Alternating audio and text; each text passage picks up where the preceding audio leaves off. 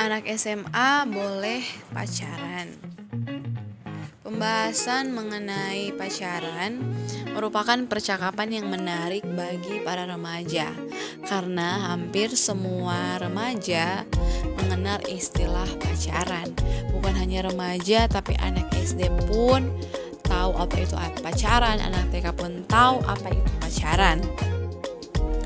Dalam Alkitab memberikan kesaksian bahwa manusia tidak diciptakan sendirian, melainkan ada pasangannya. Namun, kehidupan orang yang berpasangan itu ada aturannya. Demikian pula dalam membangun hubungan pacaran itu pasti ada aturannya. Ketertarikan seseorang terhadap lawan jenis itu merupakan sesuatu yang wajar. Di dalam uraian materi antara cinta dan pacaran, ada begitu banyak definisi tentang cinta dari pakar psikologi, filsuf, bahkan para penyair.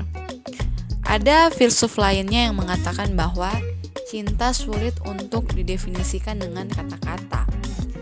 Dan cinta hanya dapat diwujudkan dalam perbuatan nyata. Di dalam Alkitab memberikan definisi cinta di dalam 1 Korintus 13 di mana kasih atau cinta itu ialah lemah lembut, murah hati, panjang sabar, memaafkan, tidak sombong atau memegahkan diri, jujur dan suci. Kemudian di dalam uraian materi selanjutnya, di dalam cinta dan ketertarikan fisik, terkadang seseorang dapat terkecoh oleh beberapa arti cinta, padahal bukan cinta yang pertama, ketertarikan fisik. Cinta hanya dilandasi oleh ketertarikan fisik, itu bukan cinta. Kemudian yang kedua, obsesi. Apapun yang dilakukannya hanya terbayang-bayang wajahnya dan terlalu terobsesi pada seseorang yang diidamkannya akan kehilangan kontrol terhadap diri sendiri. Jadi seperti lagu Maya Estianty, aku mau makan ku ingat kamu, aku mau tidur juga ingat kamu, aku mau pergi ku ingat kamu, terlalu terobsesi sehingga kita akan kehilangan kontrol diri. Kemudian yang ketiga, hubungan cinta yang cepat setelah patah hati, atau dia hanya mencari seseorang untuk melampiaskan perasaannya, dan itu bukanlah cinta.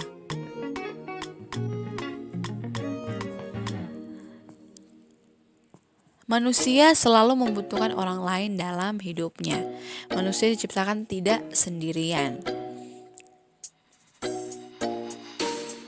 Di dalam Kejadian 2 ayat 18, Tuhan melihat bahwa tidak baik kalau manusia itu hidup seorang diri. Selanjutnya dikatakan, baiklah kita menjadikan seorang penolong yang sepadan dengan dia. Jadi Tuhan Allah menginginkan manusia hidup saling menolong, mengisi dan memberi arti dalam kehidupan. Dalam hidup kita pasti membutuhkan seseorang untuk berbagi cerita, kesedihan, kesenangan, bahkan kebahagiaan.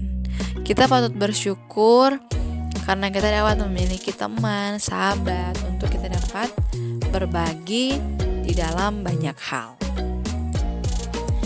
Manusia dianugerahi Tuhan dengan kemampuan untuk merasa tertarik pada lawan jenis. Di penjelasan yang pertama dikatakan bahwa rasa tertarik seseorang pada lawan jenis adalah sesuatu yang wajar dan bukanlah dosa. Perasaan tertarik pada lawan jenis karena fisiknya, sikapnya, imannya adalah sesuatu yang alami dan bukanlah dosa. Tetapi kalau misalnya seseorang merasa tertarik pada tubuh seseorang sehingga timbul pikiran-pikiran kotor, itu sudah dosa.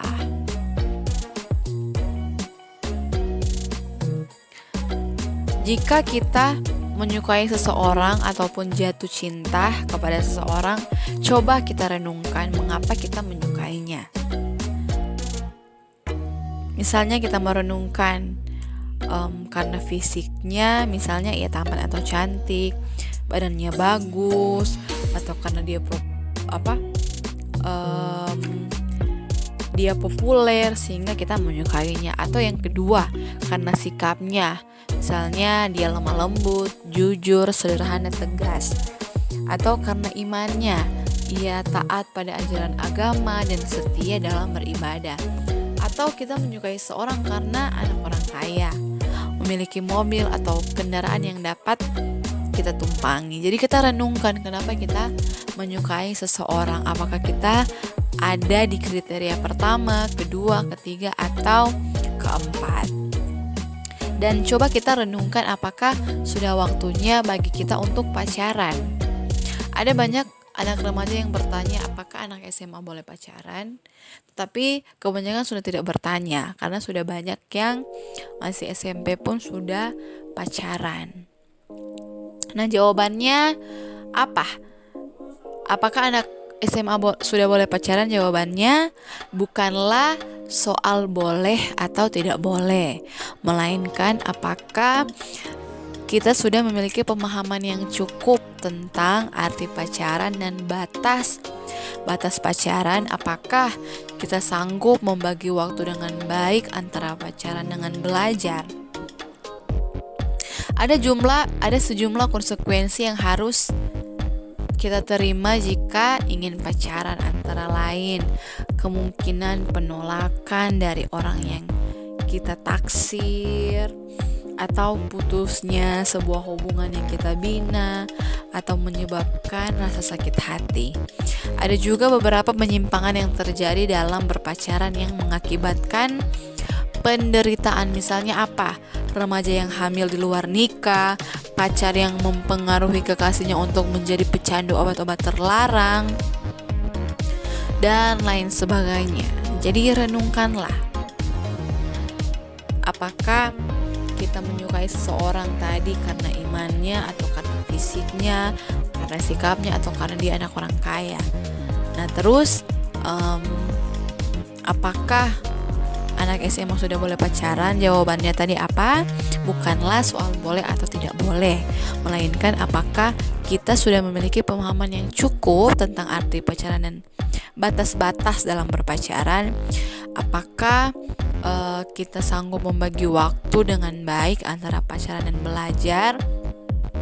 Nah, kemudian konsekuensi yang harus kita alami jika kita salah membangun suatu hubungan pacaran, seperti tadi hamil di luar nikah, terus pacaran mempengaruhi kita melakukan hal-hal yang tidak baik, menjadi pecandu obat-obat terlarang, dan lain sebagainya.